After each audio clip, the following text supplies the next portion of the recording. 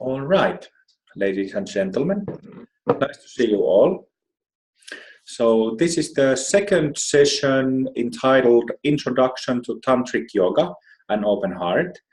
And most of you are already regular practitioners, not even like new practitioners, but regular ones. So, you already, you don't have use for introduction really. you know but nevertheless, since I'm recording this session, um, in the first place, I wanted to, give a couple of introductions of some basics of open heart practice, so that people who are reading Open Heart website and reading the blog, they, if they wish, they also have some video lectures. So in the first part that can be found from YouTube, I was discussing about unique aspects of practice in open heart and open heart yoga. And if you didn't see that session, you can see it in YouTube.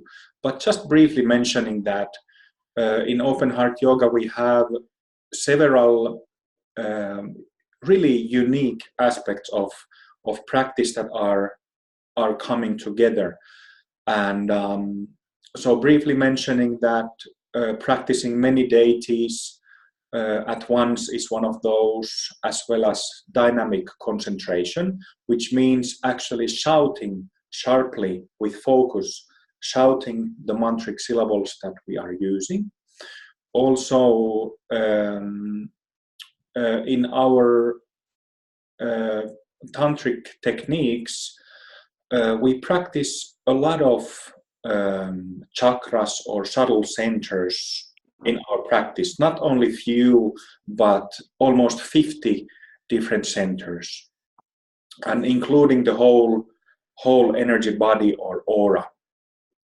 And another unique aspect is, although it sounds a bit silly that it's unique aspect, but one of those also is that blessings and energetic charges are pointed out to practitioners. It seems a bit silly because I was talking about this in the first episode, so I won't go into this in depth, but basically whatever spiritual practice or whatever Buddhist practice you're doing, if you are reading some kind of prayers or texts, sutras, tantras, or chanting mantras, of any type, there will always be an energetic charge or a blessing coming in through those prayers and mantras.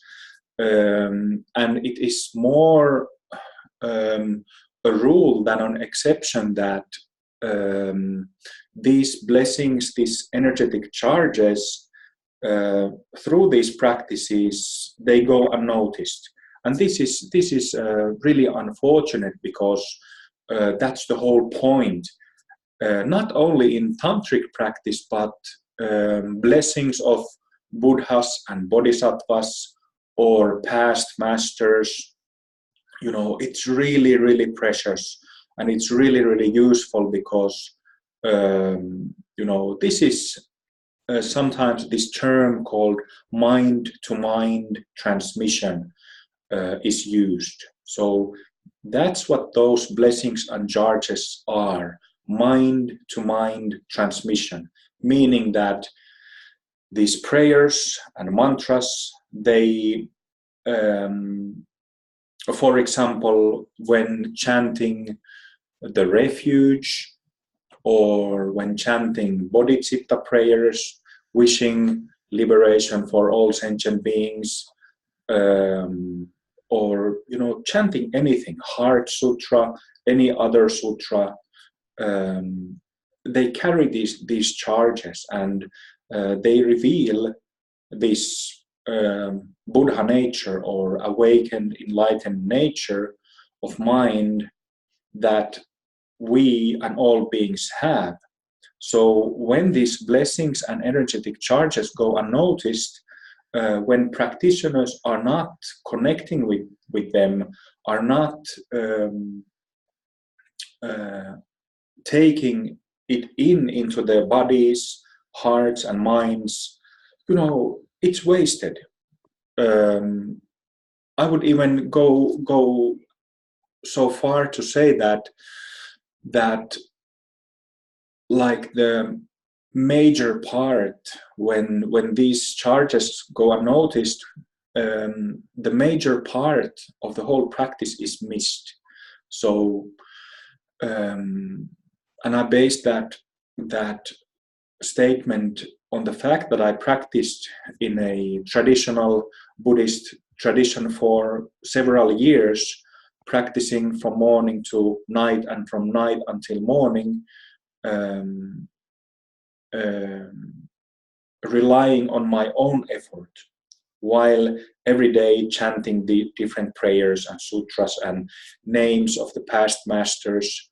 But since these charges were never talked about, never pointed out, I always missed it.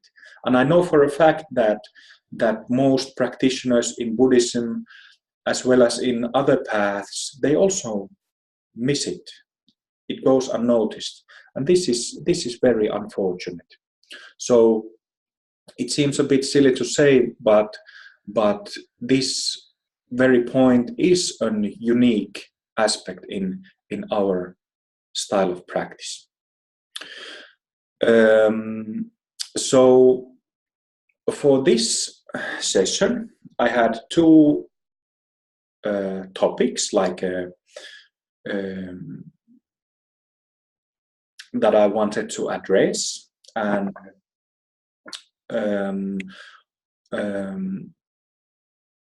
first of those is devotion in Tantric Buddhism, and devotion on one's yogic, dharmic, spiritual path in general. And the second topic is discussing open heart as a path. What does it mean to practice open heart yoga and our other additional practices? How is the path like? What are the experiences that we will have? What are the insights, changes, transformations? How does it work? What is it about? So those are the two topics that I was thinking of talking. But without going to those topics yet, I would like to suggest a brief session of sitting together. So let's practice a little bit.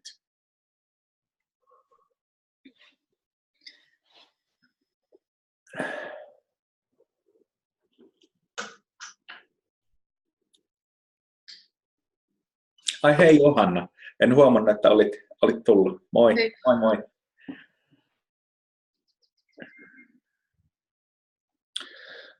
So just take a nice upright posture. And again, forget about meditation. Forget about any special kind of experience or state of mind. Just be normal. You are allowed to be yourself.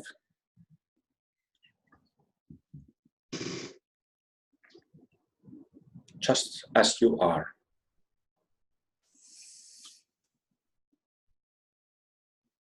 You can close your eyes. When eyes are closed, it is easier to feel the body as well as the energies in the mind.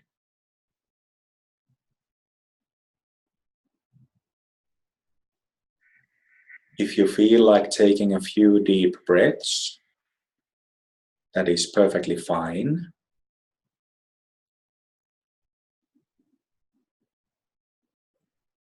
Ventilating the body with few deep breaths. And with each exhalation, letting the body relax a little bit more deeply.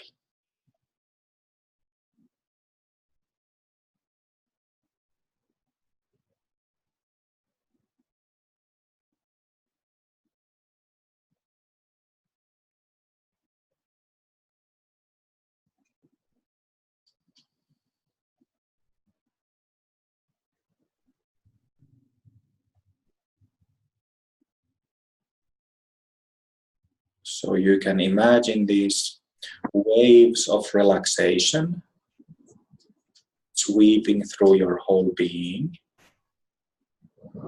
releasing tensions, releasing subtle grip from the muscles, from the nerves.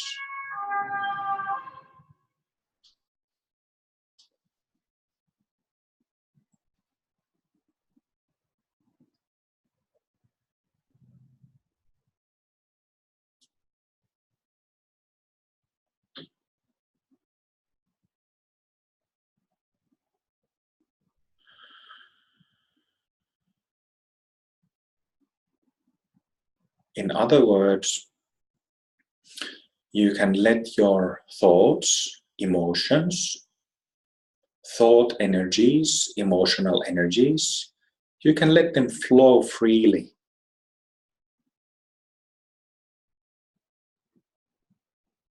Letting the inner, internal winds blow naturally without obstructing them.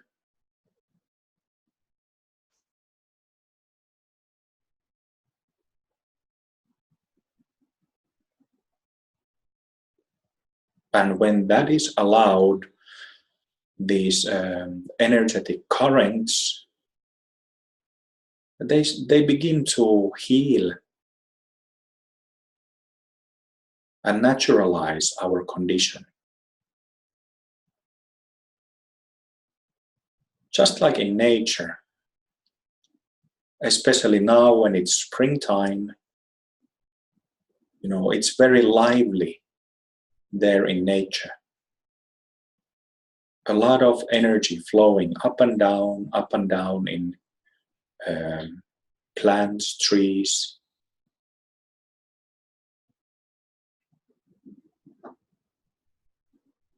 Energy, nutrients flowing through the tubes, veins inside plants, inside trees. In the same manner, letting this natural flow happen in our body and mind, in our whole being. And it's not a special state, not a special state of mind. It's a natural state of mind. So we are not talking about any religious experience or Buddhist experience. We are talking about our basic condition without religion, without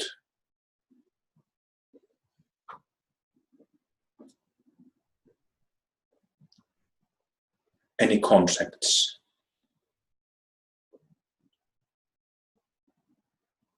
Without ignorance, without self.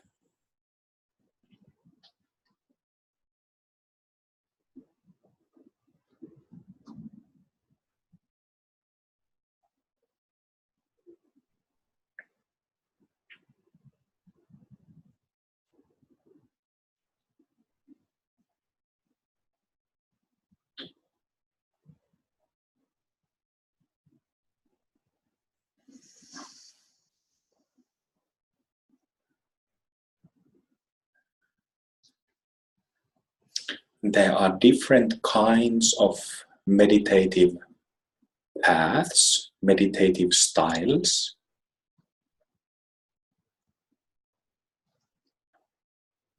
In Buddhism and also in other types of philosophies or religions.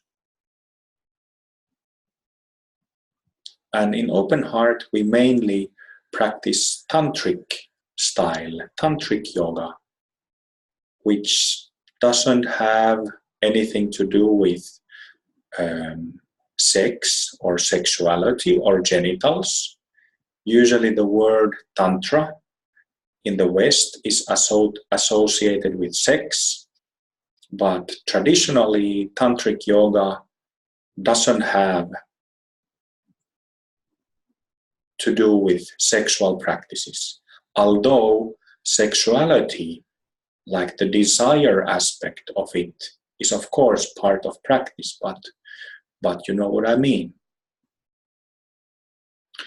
So two main types of practice are Sutric and Tantric. And Tantric practice is very much, you could use the term energy work for Tantric yoga. So we work with energies, deities, energies of deities and gurus, and the vital energy in our body mind, which is prana or lung in Tibetan. And we also work with channels or nadis, tsa, and centers, chakras. So these are really the main components of Tantric yoga. In the beginning, it can be that we don't feel much when we, for example, practice Guru yoga, but we feel something. And that is enough in the beginning. Some indicator, some experience that we can validate the practice through our own experience. And to begin with, validating through our own experience is always the heart and soul of the whole project. We need to gain first-hand experiences so that we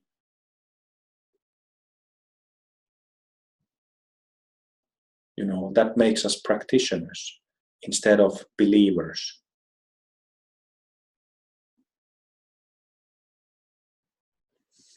So Tantric practice, energy work.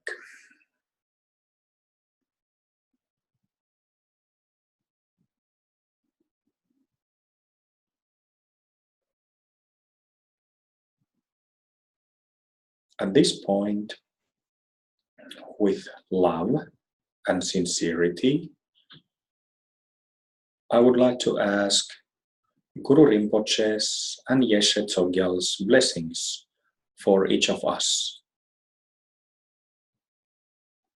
and for the sake of all sentient beings.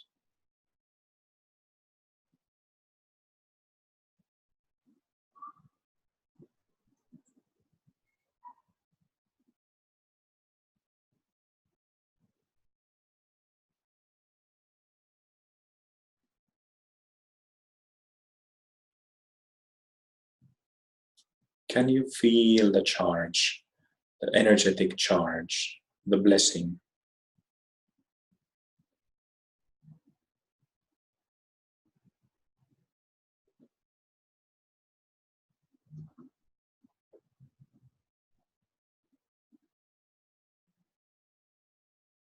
Both Guru Rinpoche's and Yeshe Tsogyal's presence with each of us.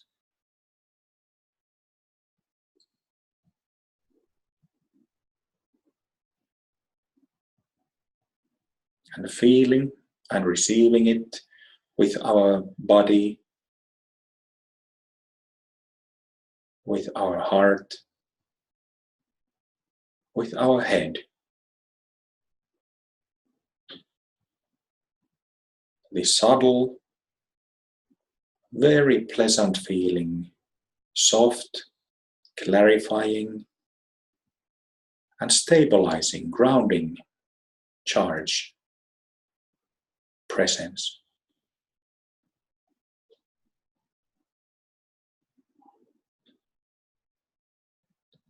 simply getting soaked in that.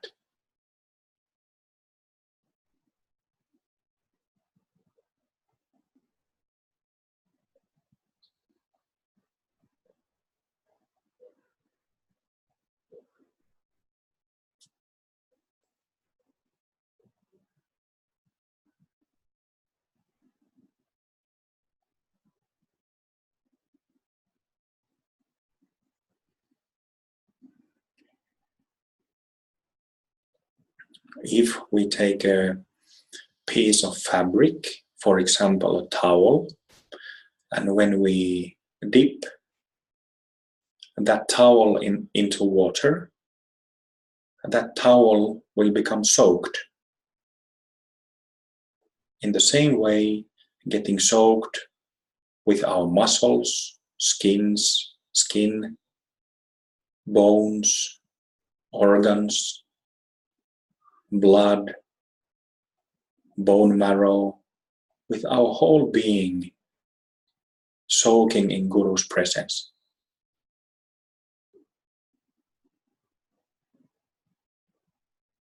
This is the core meaning, the essential meaning of Guru Yoga,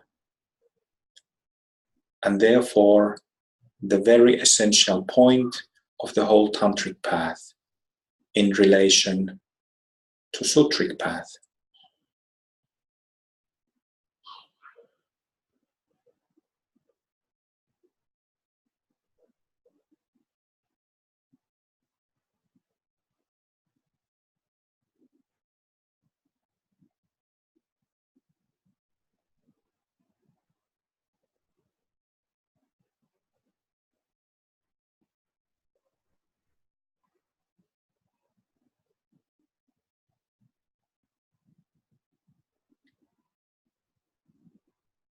So with a simple prayer, like a request of blessing, or through mantra, or through visualization, we tune our radio. Nowadays, we mainly have digital radios, but back in the day, not that long ago, we had analog radios where you used this meter to tune a certain radio station. And then when the frequency was correct, then we just left it and listened to it. So now we tune our body, mind, our radio to Guru Rinpoche's and Yeshe Tsogyal's station, and then just stay, listen, feel.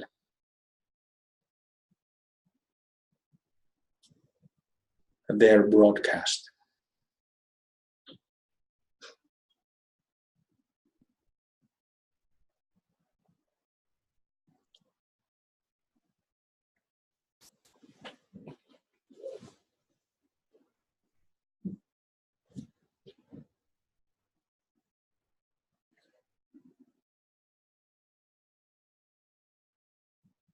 And what happens, what is the most important point of Guru Yoga,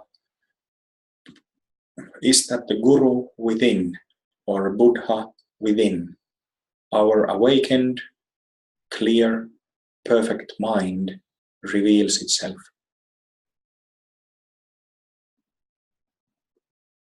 That's it. That's the main reason.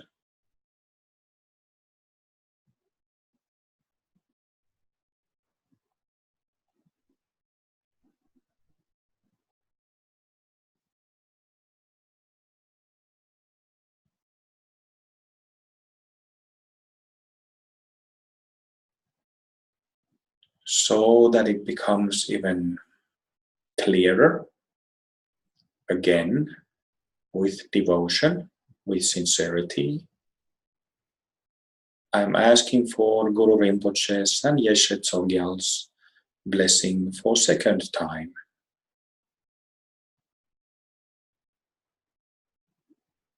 More.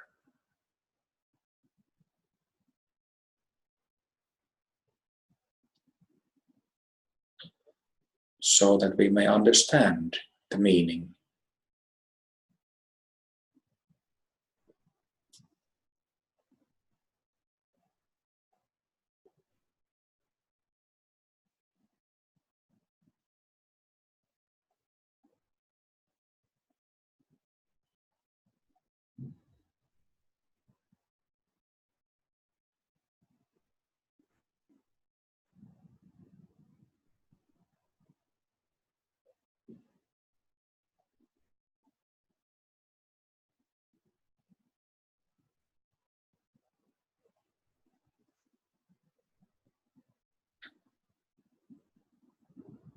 and then again getting soaked.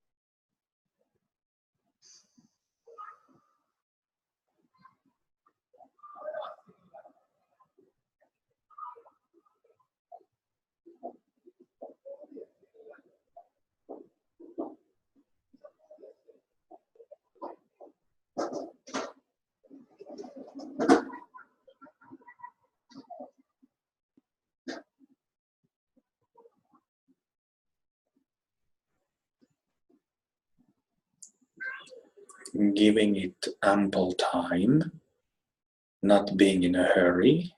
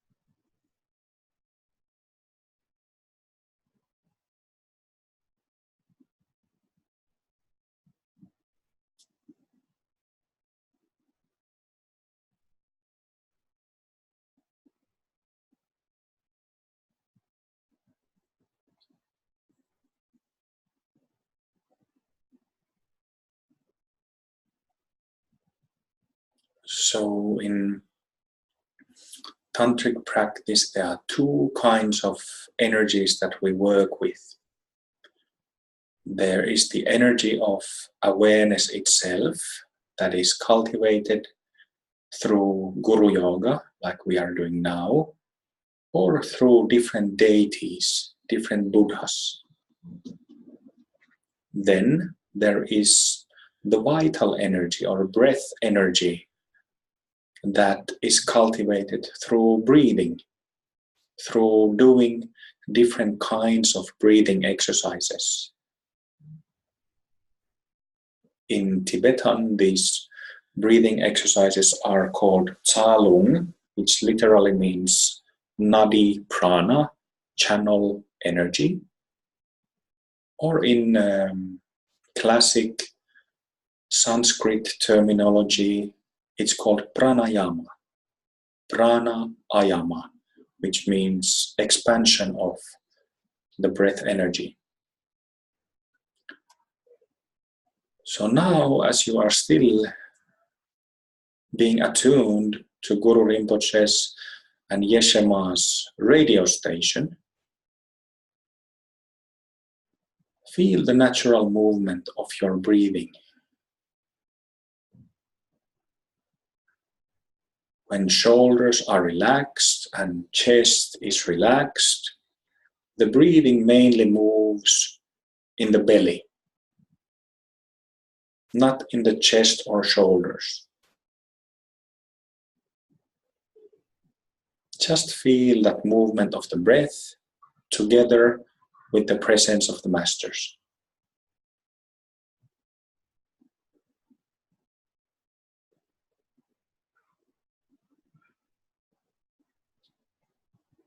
And then let's do a simple breathing exercise. Start deepening your inhalations and exhalations. Not making it faster, but as inhalation starts, draw in the breath deeper. And when exhalation starts, exhale in a deeper way. Inhaling, exhaling, maybe about 70 or 80% of the whole lung capacity. Not full force, not full capacity, just deep breathing in and out in a calm, comfortable rhythm.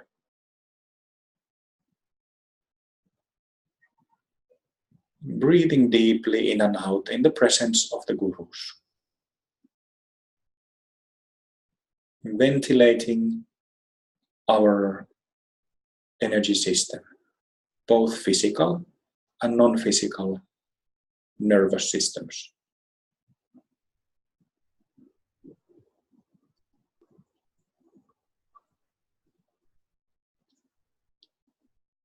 Keep doing it for a couple of minutes until I say.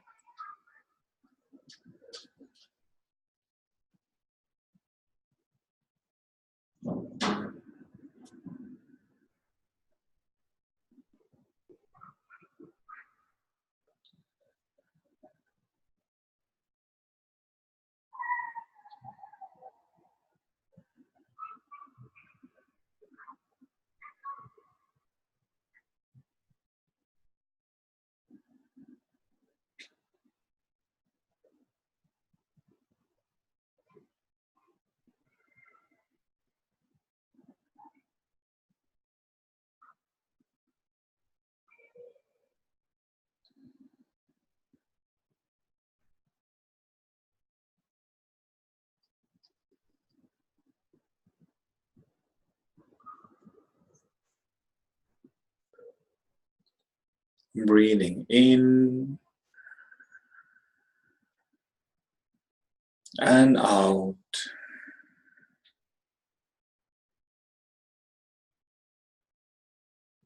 And again, in. Just breathing deeply in your own pace.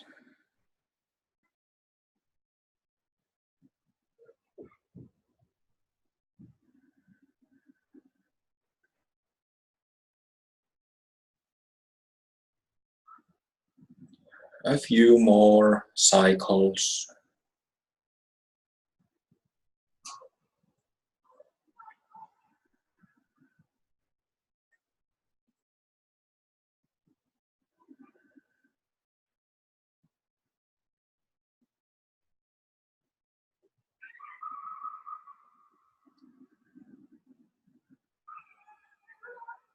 And then after exhalation, you can stop controlling the breath and letting the breathing go back to its natural rhythm.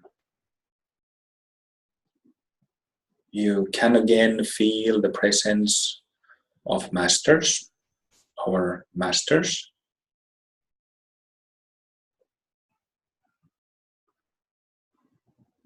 And simply feel, see how you feel. See the difference, see the effect.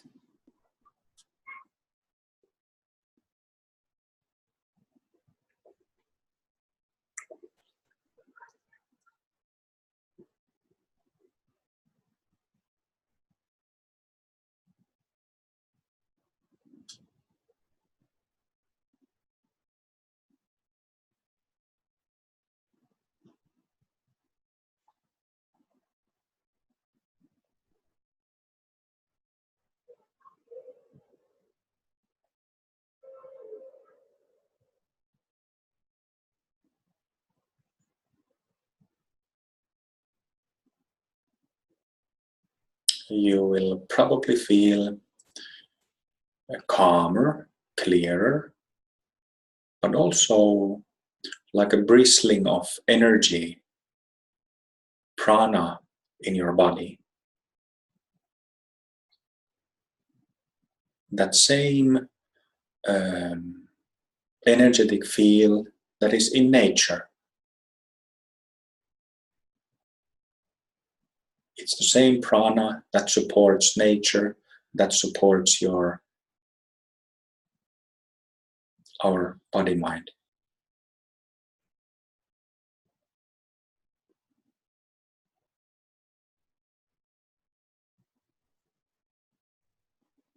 So we feel revitalized.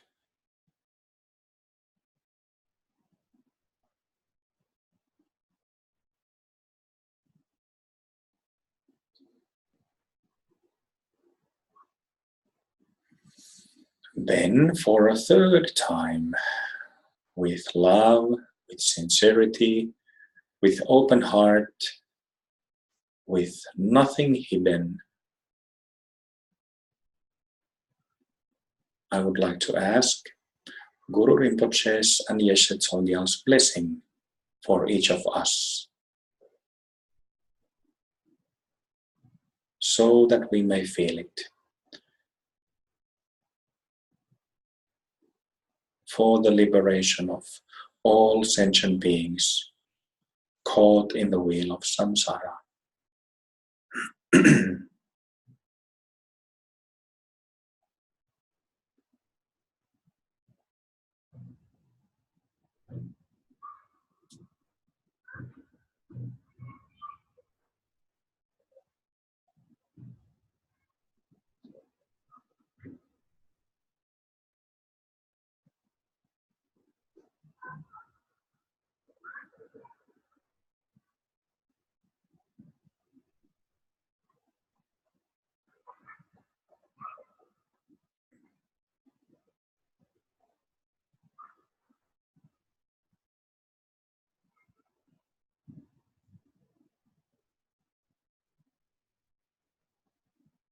Connecting with it well, with each cell of the body, with each muscle fiber,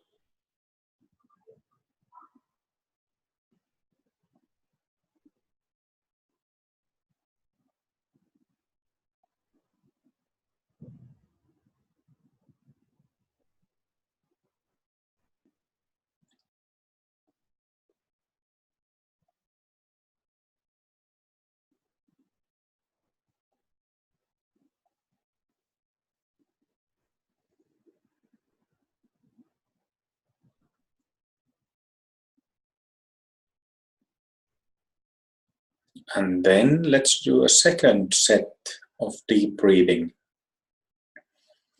You can again briefly feel the natural flow of the breath. And then start deepening inhalations and exhalations again.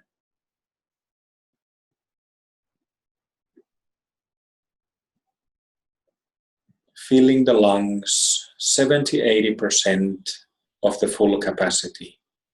It should feel comfortable, not forced.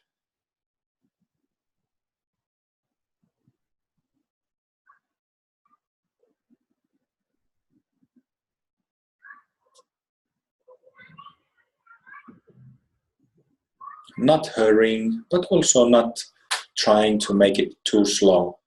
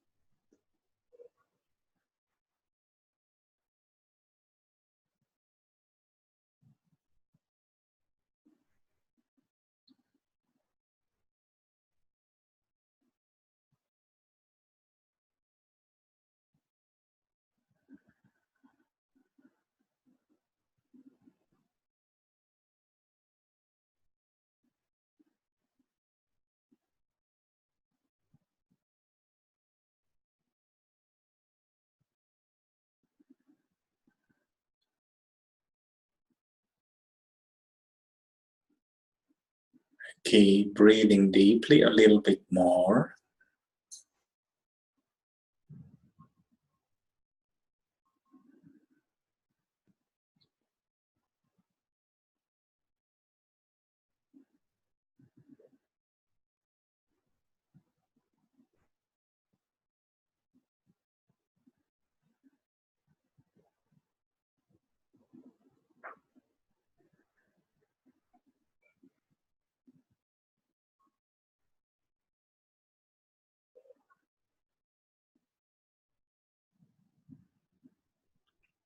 And then a few more cycles.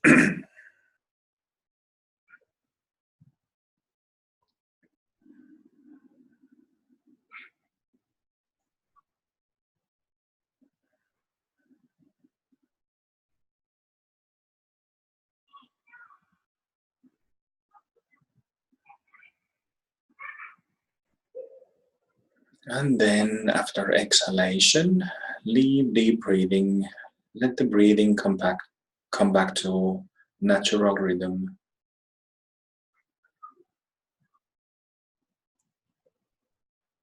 Feeling the presence of the gurus, being connected to that, still on that radio station, still enjoying the broadcast.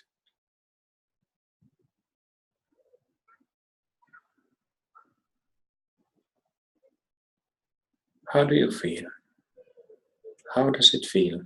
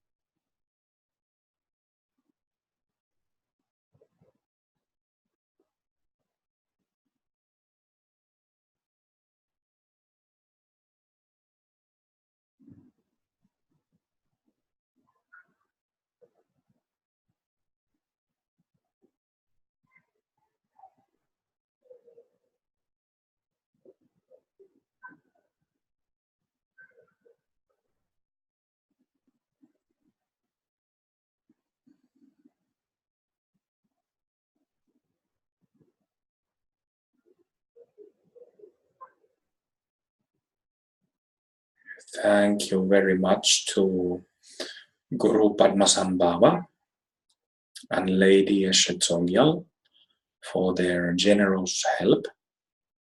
Thank you very much.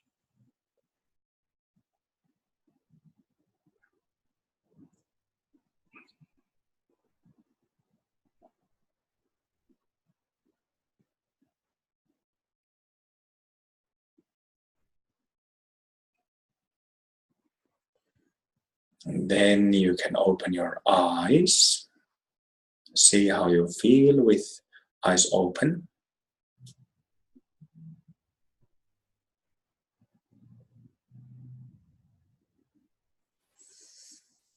You can start moving a bit.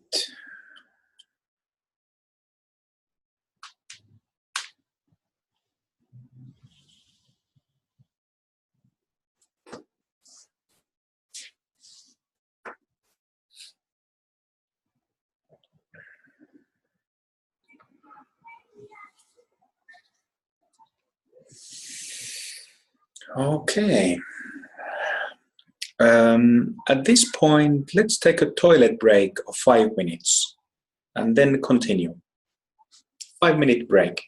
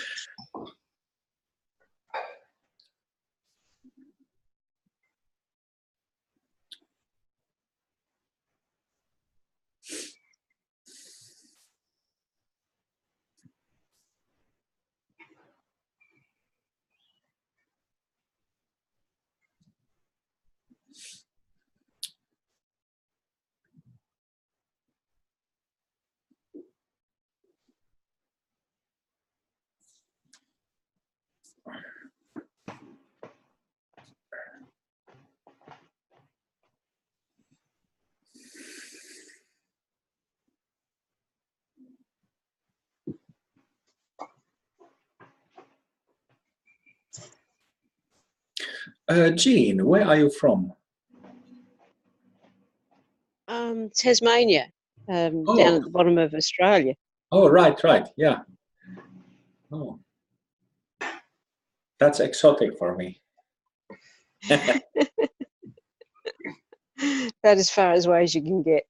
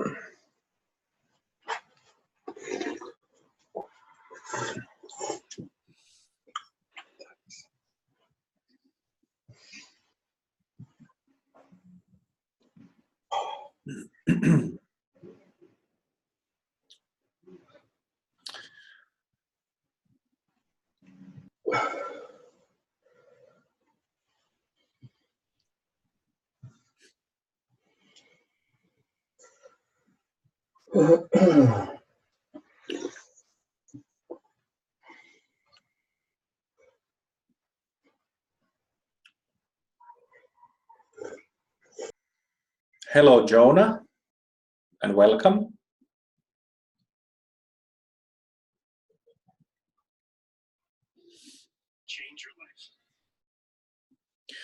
So we did the first practice just now, and I will talk briefly about those two topics that I mentioned, which were, I already forgot. I have to check. Devotion in Tantric Buddhism, and the other topic is open heart as a path. So first about devotion. Um, um, as you might know, there's a lot of this in Buddhism. Buddhists do this a lot. Also, Hindus do it. Myself, when I was a baby, I was baptized to Eastern Orthodox Church, and well, I haven't been a member of church in a long time anymore, but just recently I went to visit a church after a long time and just remembered that when you go in and out to a church, you make a bow at the door. And also there's a lot of bowing during the services. So bowing, I'm sure I can say that it's very universal to all kinds of religions and yogas and spiritual paths. And why? Why do we as Buddhist practitioners, as yogis, why do we bow? Why do we make bows? It's not complex at all. It's just,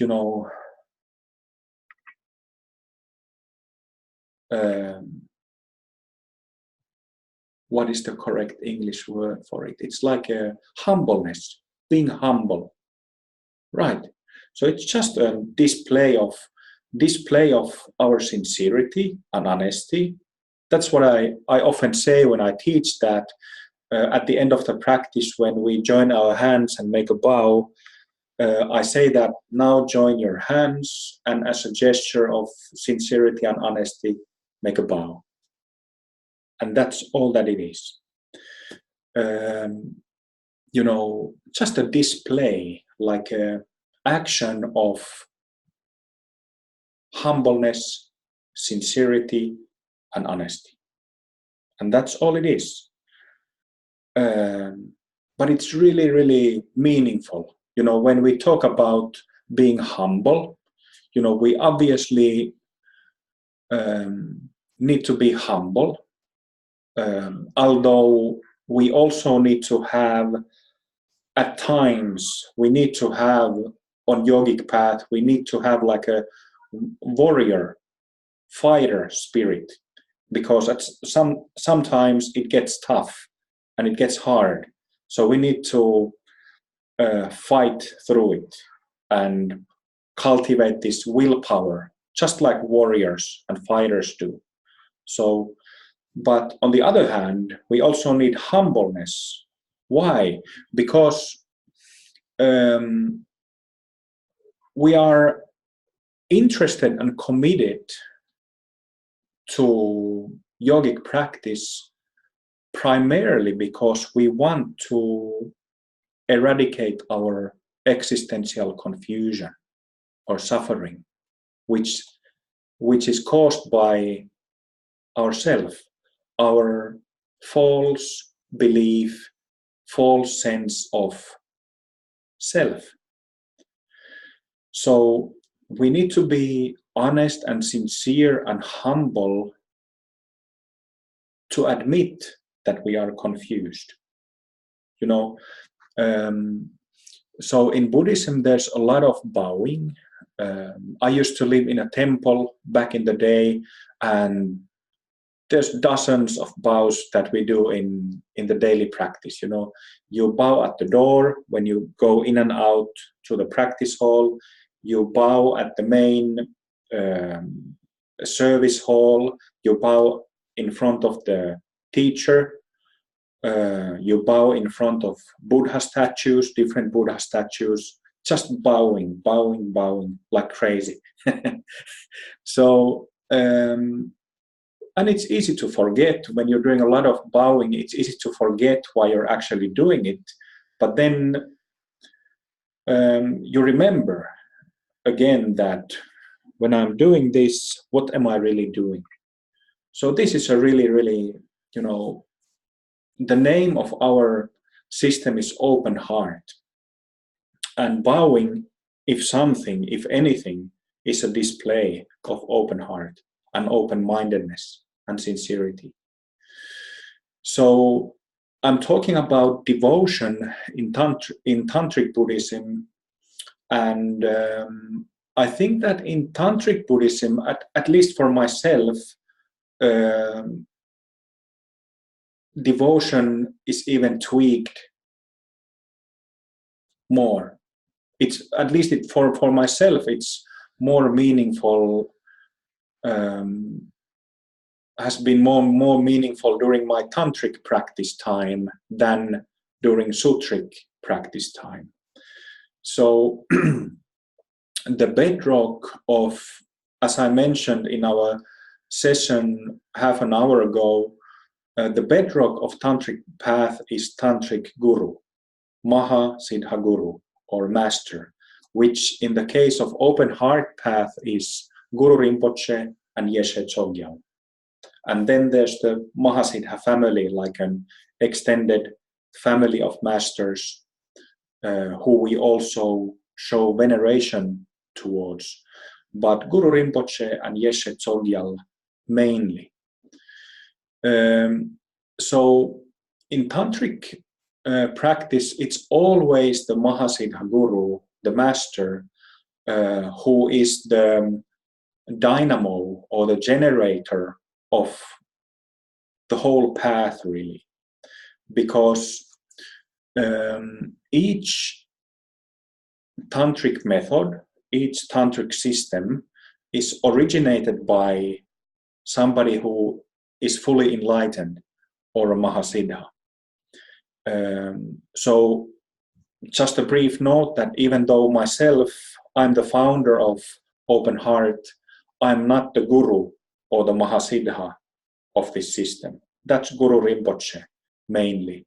So he's the dynamo, the generator of these blessings, and through his attainment or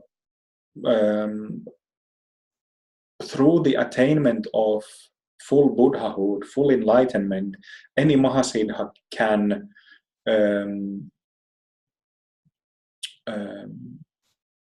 charge teachings and pass them on to students and teachers who can pass it forward. So always, when talking about tantric path, there always needs to be a master who starts it. And this is why, because the whole system is brought alive and practice is made possible for our own benefit and for the benefit of all sentient beings, this is why Guru has a special position in Tantric teachings. In Sutric path, there is the three jewels: refuge to Buddha, refuge to Dharma, refuge to Sangha. But in Tantric path, Guru is always the first one. So other jewels, other refuges come after the Guru. And this is always the case. When talking about Tantric Buddhism, this is always so. Guru comes first. And it doesn't mean, as you probably already understand, it doesn't mean that, it only means that we turn to Guru, turn towards his or her blessings, so that through that devotion we can illuminate our own minds and understand ourselves better. That's the only purpose.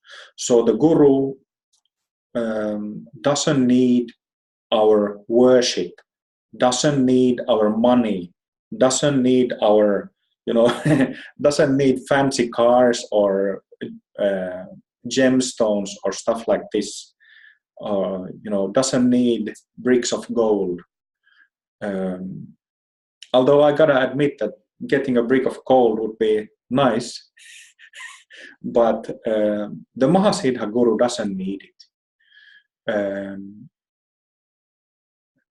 So the essential point is that Guru, who is really fully enlightened, is there only to help us who are confused and caught in the wheel of samsara. That's the only purpose of all real gurus. So devotion in practice. So I think it's really useful to cultivate this devotion. And in Tantric paths, we, there are paintings of different Buddhas and statues of different Buddhas, and there are different kinds of symbols that are common and are commonly venerated in Tantric practice. For example, I have here a Vajra. This is my personal Vajra. You might have seen Vajras before.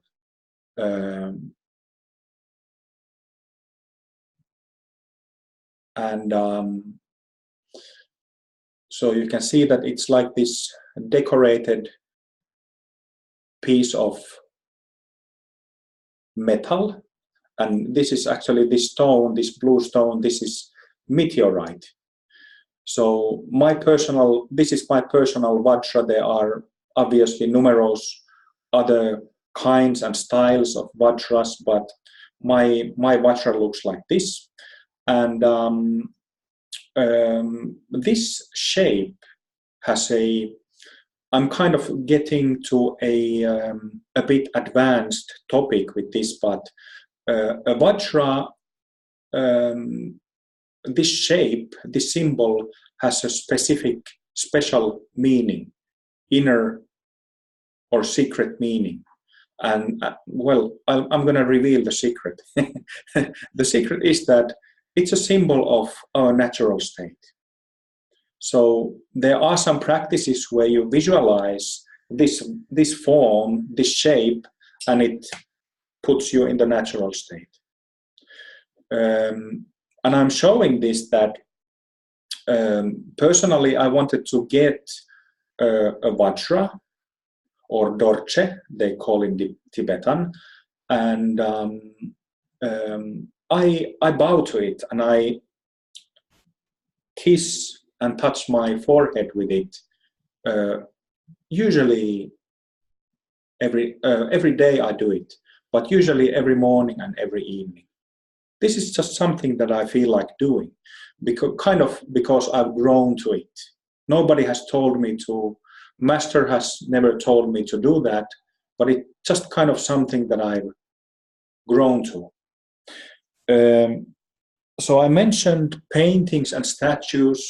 I'm at my balcony now, so I don't have paintings and statues here, but inside at my house, I have put a lot of paintings and statues all over the place, maybe too much.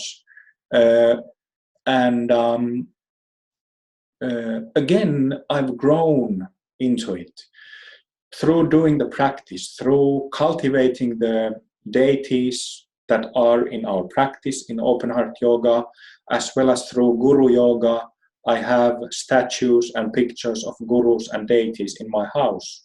And I don't feel that they are dead. I feel that they are alive. You know, that these blessings can come and do come through these objects, through these paintings and statues. And I have this, like if you think of a 9 or 10-year-old child, I have a Tara statue of that size, like a really nice Tara statue. And every evening before I go to sleep, I feel like going and bowing at the feet of Tara and then touching my forehead with the forehead of the statue. And it feels good. It's like doing a meditation session of Tara. Tara is one of the female Buddhas that we practice in open heart yoga. So I'm just giving you some idea how I practice devotion in my daily practice. And when we practiced guru yoga in this session, and so maybe it's useful to say that when you ask for Guru Rinpoche's and or Yeshe Tsogyal's blessings, have this love or lovingness, loving devotion in your heart. And with that love, seek for their blessings. Why? Because it opens ourselves more. You know, they don't need our worship, but when we show love and loving devotion, it reveals, it opens our own emotional being more deeply. And when that happens, then we can see our own true nature. It's as simple as that. So in Hindu yogas, in Hinduism, they talk about this bhakti, which is loving devotion. And there is bhakti yoga, where you worship Krishna or Rama or different saints. And sometimes it gets over emotional a little bit too much. I've also done it, so I'm talking from my own experience. But sometimes it gets a bit too much, and if you get into over emotional worship, it can get a bit unhealthy, because you are only relying on the blessings of something that is external to you, forgetting that ourselves also, we are Buddhas within us. It's just covered with dirt. So this is why it's commonly said that in Buddhism and in Tantric Buddhism, devotion and loving devotion is less emotional than in some Hindu styles. Yeah. So when practicing Guru Yoga, I have written in Open Heart Yoga instructions that you can find from the Open Heart website. It says that there's like a simple two lines prayer, which goes something like, I don't remember, but it says something like, Dear Guru Rinpoche, please give me your blessing for the sake of all sentient beings. And that's a really simple prayer, but it sums up everything that is needed. But how this loving devotion can be cultivated so that we can open our heart and open our mind, open our being more thoroughly, if it doesn't happen through those two lines, is that you just start expressing your feelings, start expressing your motivation to the Guru in your prayers. That's how you do it.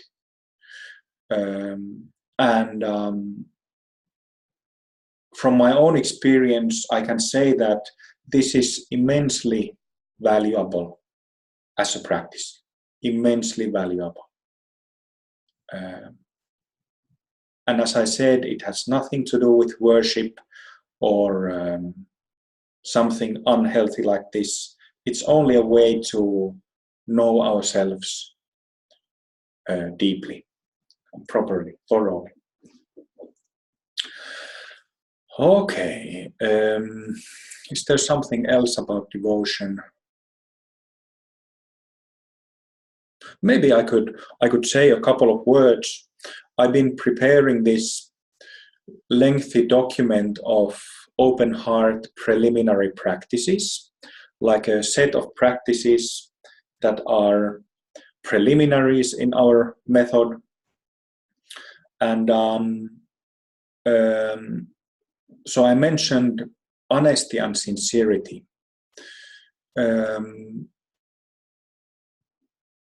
One another preliminary in that list is non-harming, which is, being honest and non-violence, non-harming are universal to different religions and universal inside Buddhism. So there is this, I wouldn't say emotional, but like even deeper than emotional, like ethical alignment with honesty and sincerity. It's really like an ethical alignment. So like emotion, whether it's a deluded emotion, like a reactive emotion, or pure emotion, purified emotion, it's like an expression. But ethics is, I feel, like a bedrock, awareness itself. So when we cultivate honesty and sincerity and non-violence, it really, the way how I see it is that it reveals the natural state itself, just like that. So cultivating ethics, which is really universal to all yogas, there's so much depth in that. In the same way as in this devotional context.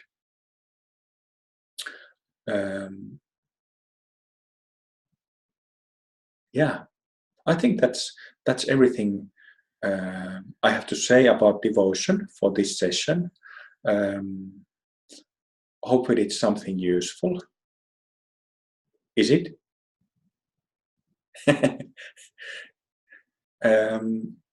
Should we continue more practice? I was meaning to talk about open heart as a path, but I feel like I've talked enough for this session. So let's practice some more.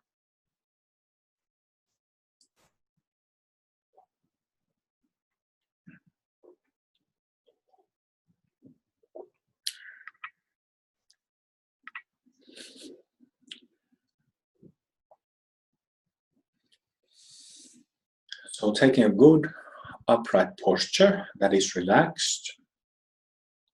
And again, forgetting about special states of mind or special meditations. letting the energies flow freely.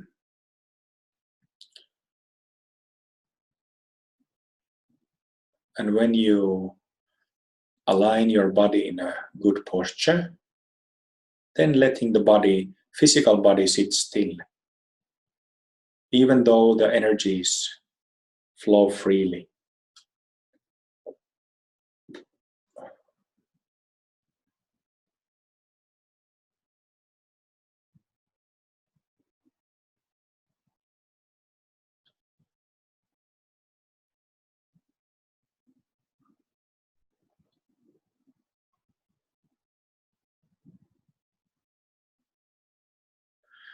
Releasing tensions from the body, and letting tensions release, letting subtle grip release.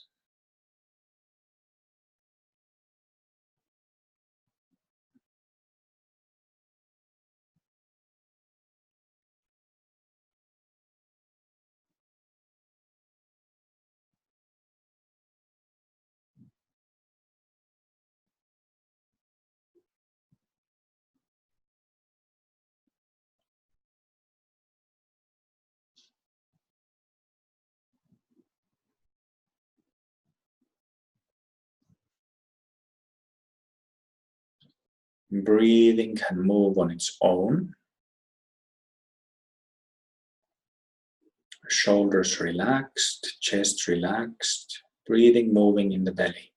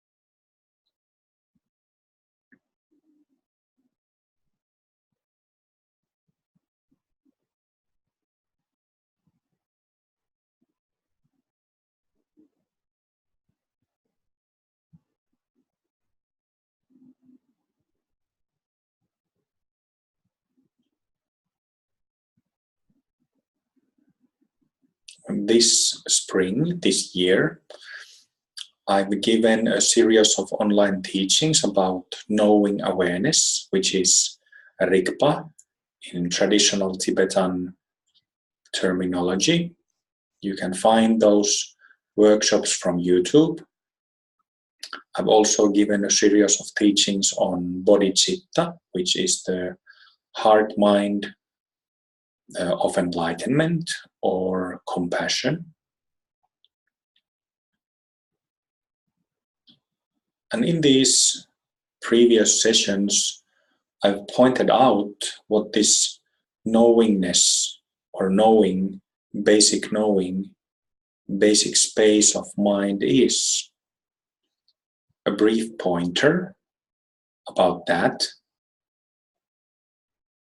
So when you feel your body relaxing, the tissues of the body softening and opening,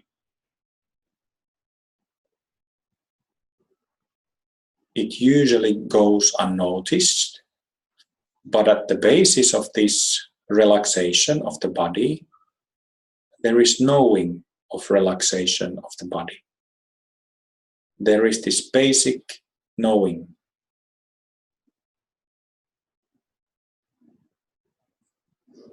Simple knowing.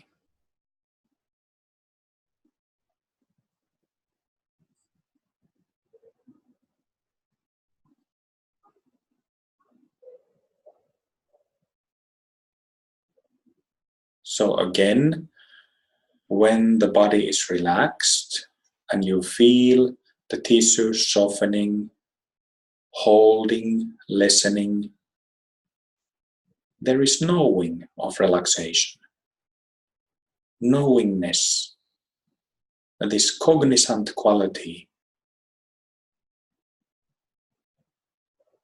of this experience. And this cognizant quality, knowingness, is the easiest way to recognize the so-called Buddha nature, our wakeful awareness. Easiest and most direct.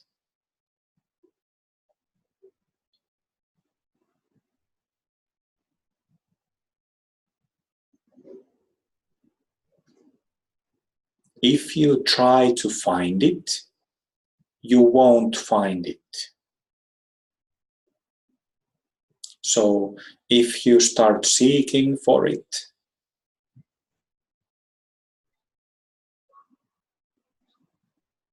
it probably don't work. If that happens, you can find the knowingness at the basis of seeking.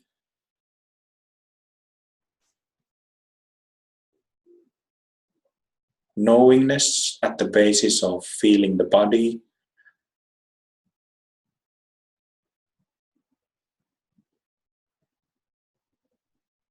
knowingness at the basis of feeling the breath, knowingness at the basis of thinking, knowingness at the basis of feeling, and so on.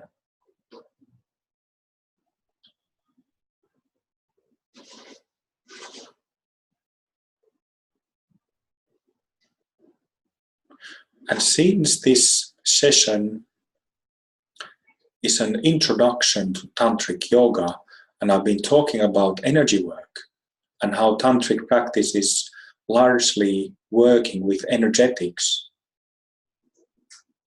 when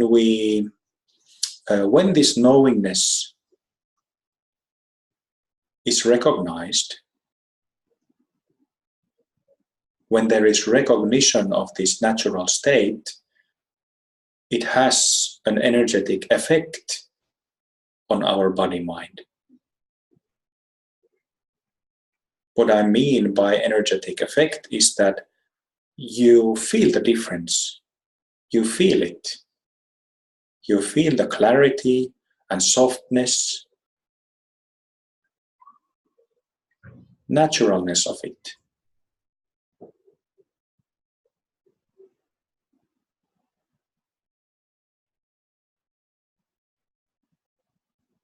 Do you?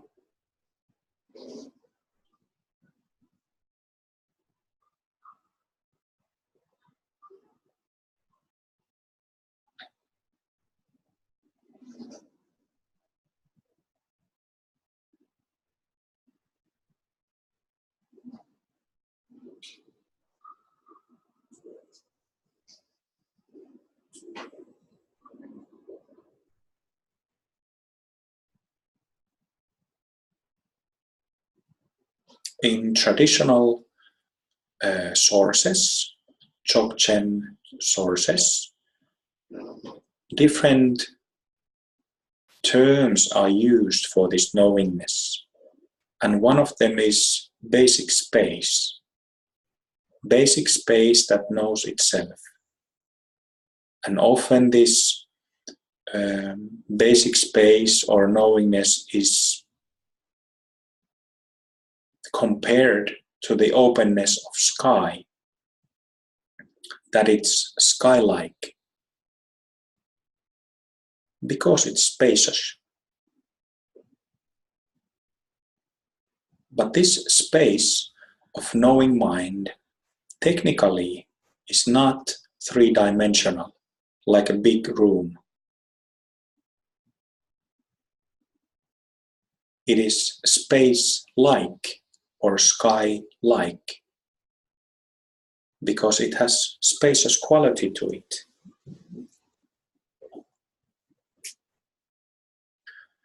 And sky, of course, even if flocks of birds fly through it or clouds pass through it,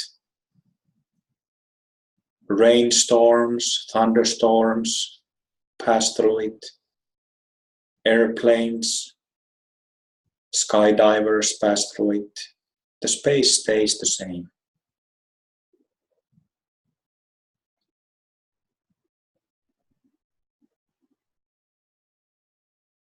This is the Dharmakaya, the so-called Dharmakaya aspect of awareness, of Buddha nature.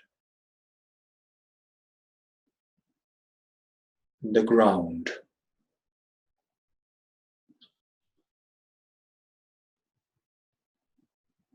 Space that, I don't know if the correct word is penetrates or interpenetrates all phenomena. Let's say it's present in all phenomena.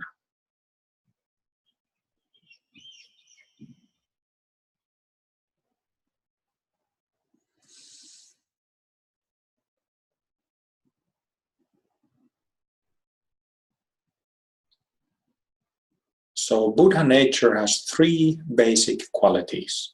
And the first one is this knowingness. Second one is aliveness, that it has energy.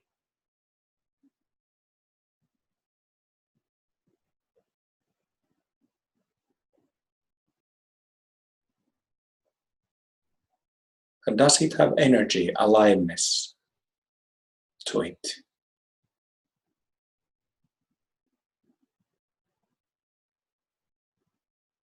When I say, does it have,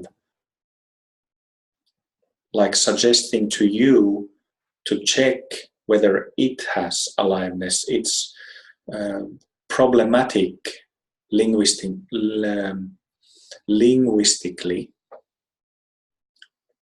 I might as well say that when you find this selfless awareness that doesn't have self, me, me-ness in it, which is the real you and me, does this selfless me have aliveness, energy to it?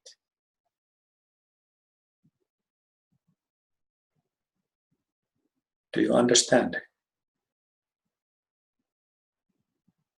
And of course you do. Your whole being, your whole body, and your whole subtle body is bristling with life, subtle life.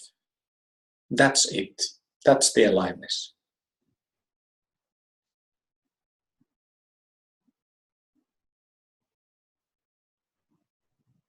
Knowingness and aliveness at the same time.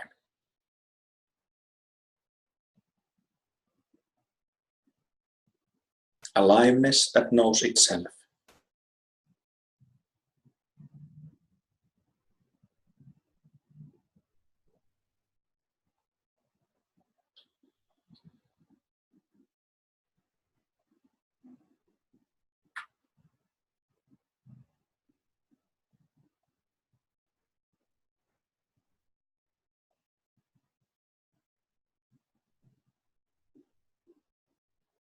Know that aliveness.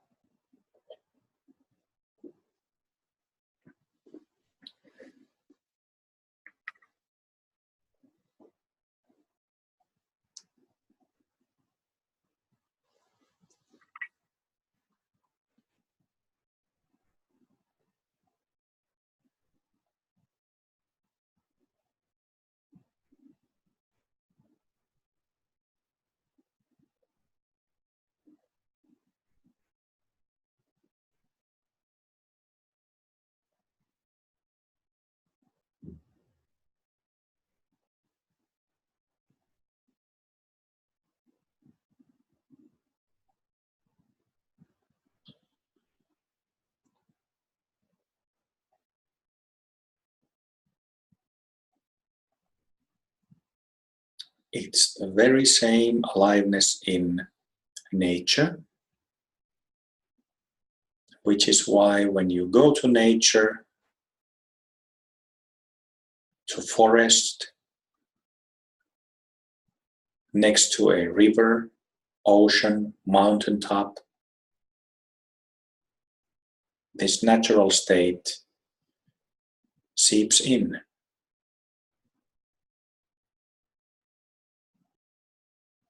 That's why yogis hang out in nature, traditionally at least.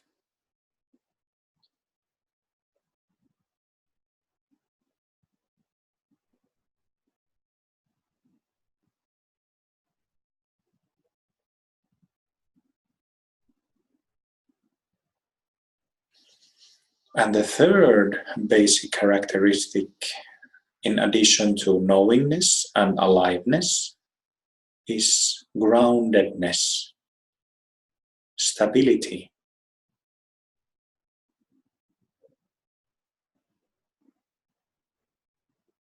Groundedness, stability.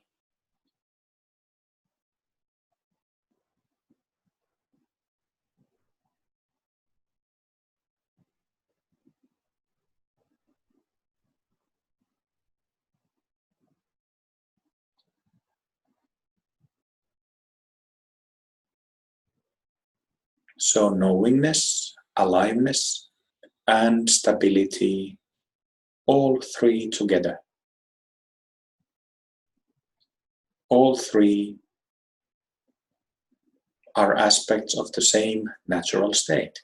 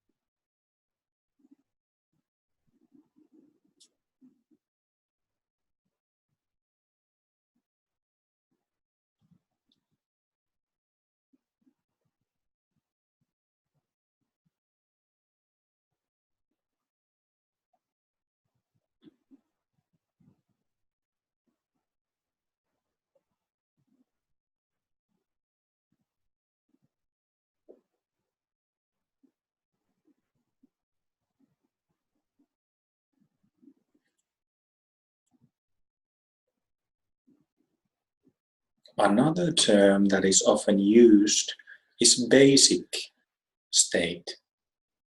Something basic, something foundational. So by definition, this wakeful awareness, wakeful nature of ours is there all the time. But it goes unnoticed because we are caught up in thoughts, emotions, reactions, mind habits, patterns, fantasies, dreams, in the state of deep sleep, in fear, in anxiety, in all kinds of passing states. We identify with them because these thoughts and emotions and states are charged with a self that causes delusion.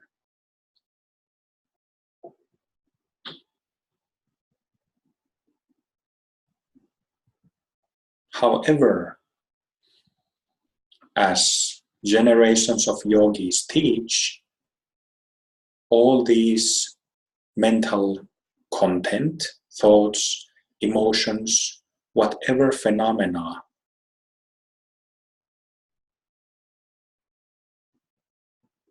essentially have no self. They are empty, just like the selfless basic state, basic knowingness.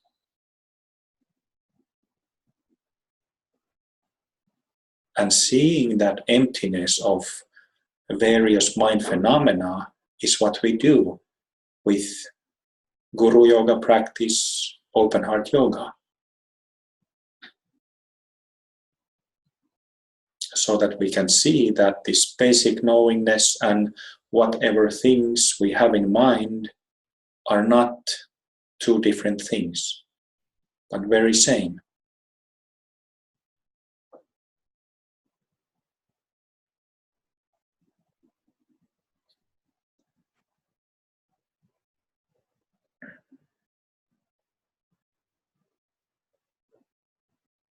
Knowingness, aliveness, and groundedness.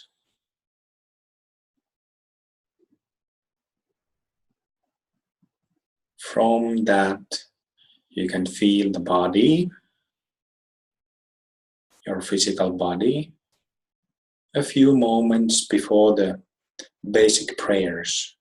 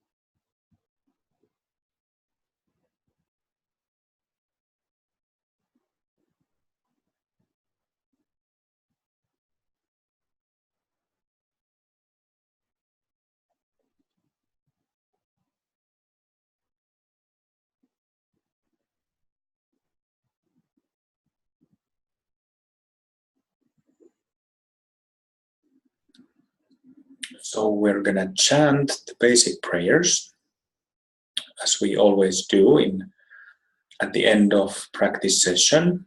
So you can find these prayers from the English website, from Open Heart Info, introduction, and there at the bottom of the page, refuge, bodhicitta, and dedication of merit. And as we have been talking about energy work, tantric practice, these prayers are also very, very, very, very energetic. And as I mentioned already in the beginning of the session in Open Heart, we point out these blessings and energetic charges.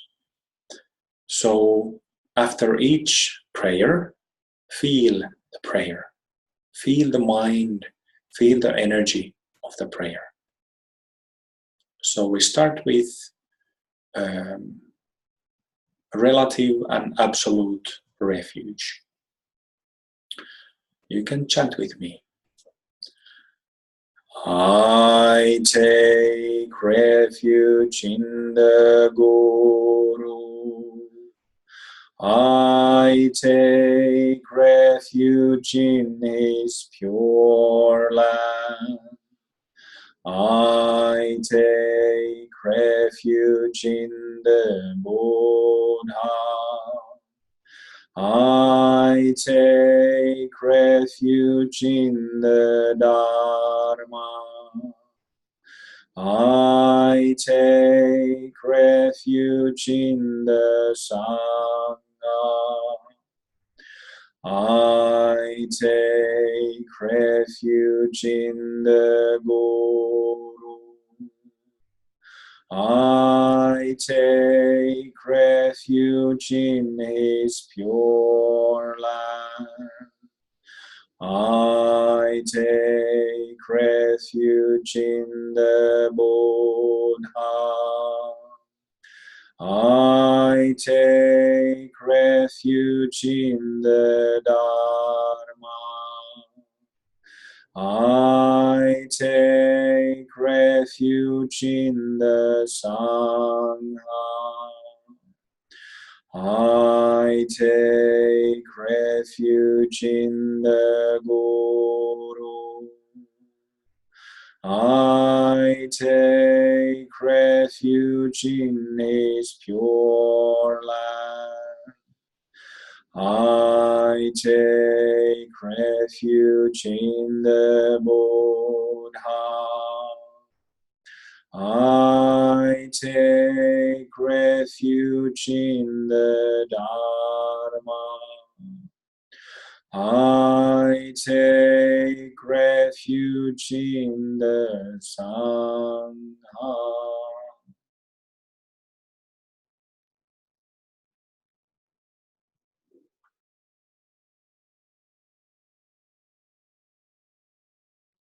Feel the refuge.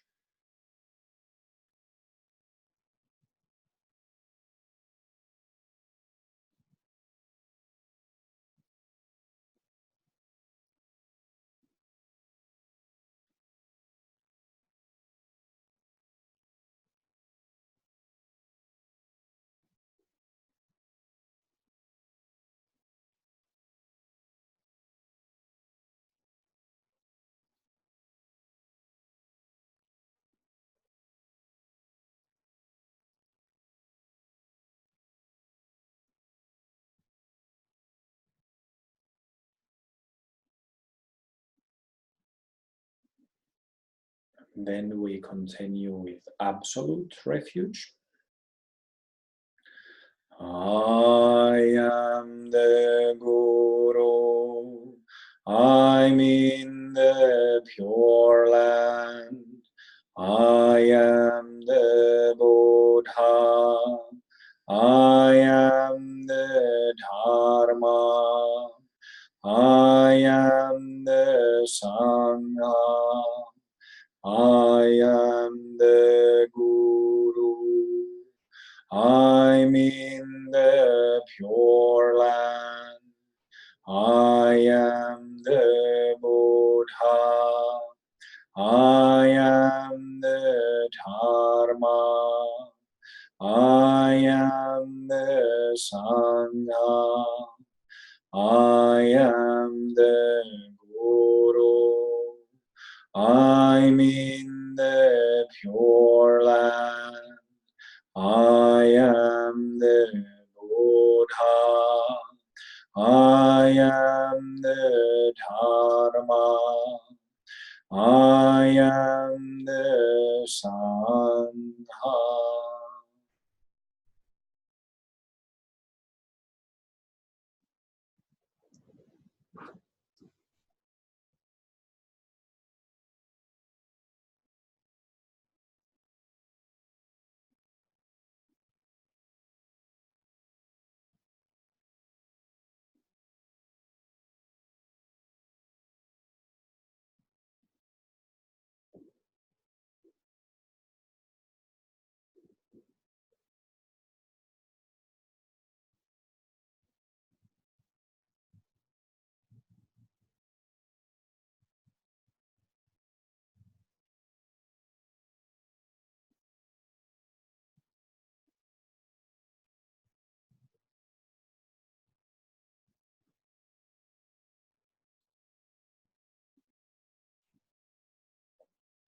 Then relative bodhicitta. May all beings be free 3 times. May all beings be free. May all beings be free. May all beings be free.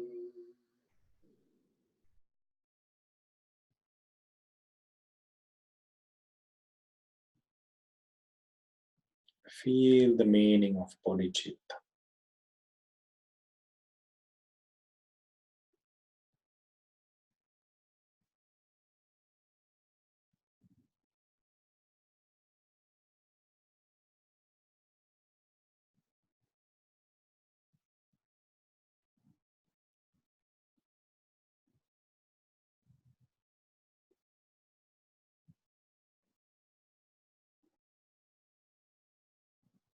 and absolute bodhicitta, all beings are free, 3 times.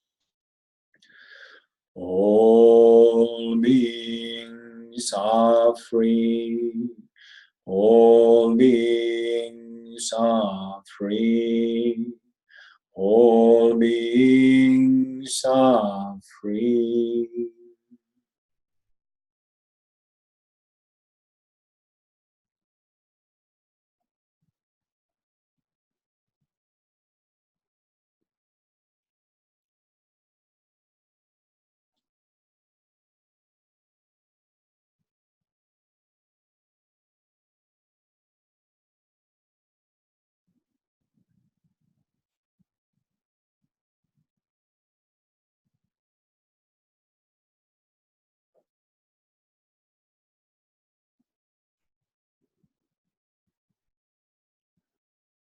And finally, dedication of merit. May all beings receive my accumulated merit. I dedicate the merit to the refuge and to all sentient beings.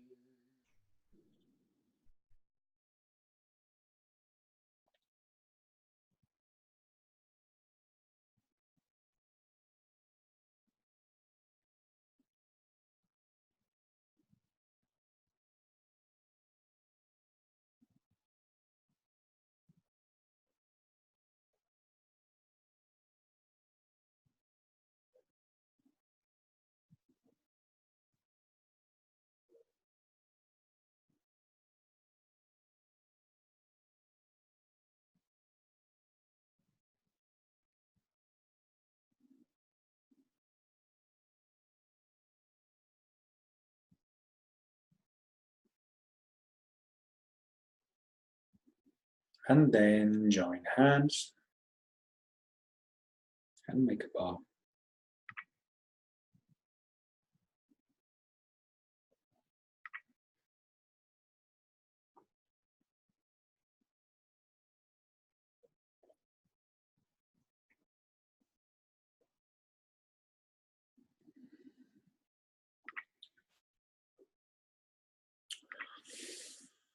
All right, so this was the second introduction session to Tantric Yoga and Open Heart.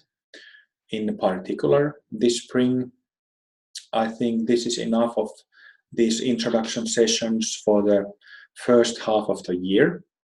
I'll continue these sessions after August at some point. We also have usually Tuesday evening webcasts at Facebook that everyone is welcome to join at openheart.fi group at Facebook. And then, of course, we have live events, which is the best of all these choices. You know, if you can join live events, retreats that we have in several countries, welcome. It's always, as we are flesh and bone human beings, yogic practices better in person with other people.